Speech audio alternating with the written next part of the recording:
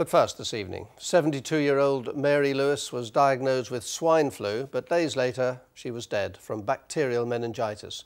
Now her family are claiming she was misdiagnosed several times and that it could have cost her her life. It comes as a leading meningitis charity warns about the similarity of symptoms between the two conditions, and they're calling for extra vigilance from both doctors and the public. We'll be hearing from the charity in a moment, but first our health reporter Laura Yates has this exclusive report. When grandmother Mary Lewis first felt ill, her community nurse phoned a doctor at her local GP's practice. Her family say they diagnosed swine flu over the phone and told her to take Tamiflu. After a few days, though, she wasn't any better, and so another doctor came out to see her at home. My auntie was concerned it might have been pneumonia because they'd had it before. So they checked her back, assured my auntie that it wasn't pneumonia, that it was swine flu.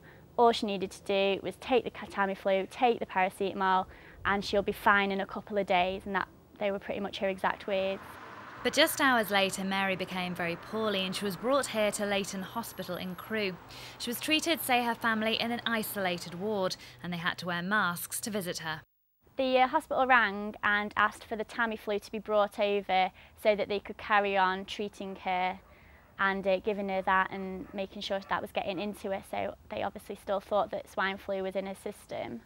Hours later, she died, and it wasn't until the post-mortem that her family say they learnt why. Her official cause of death, actually bacterial meningitis.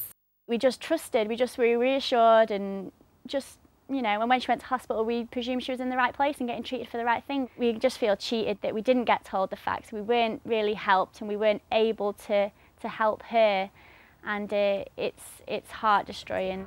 Central and East Cheshire PCT, who run the GP's practice, told us today, "We are obviously concerned if the family believed there was something amiss in the diagnosis or treatment. The family haven't made a formal complaint yet. If they do, the complaint will be fully investigated." While the trust that runs Leighton Hospital told us that in situations like this, when a patient is admitted, doctors will act on the diagnosis of the GP unless they find otherwise. If they think it's swine flu, vulnerable people like my nan should get tested so that they know that they're going down the right line, rather than just saying, oh, you've got swine flu, here's some Tamiflu, you'll get better. This afternoon, Mary's family have met with GPs from the surgery. They say they're now considering whether to take further action. Laura Yates, BBC North West Tonight, Crewe.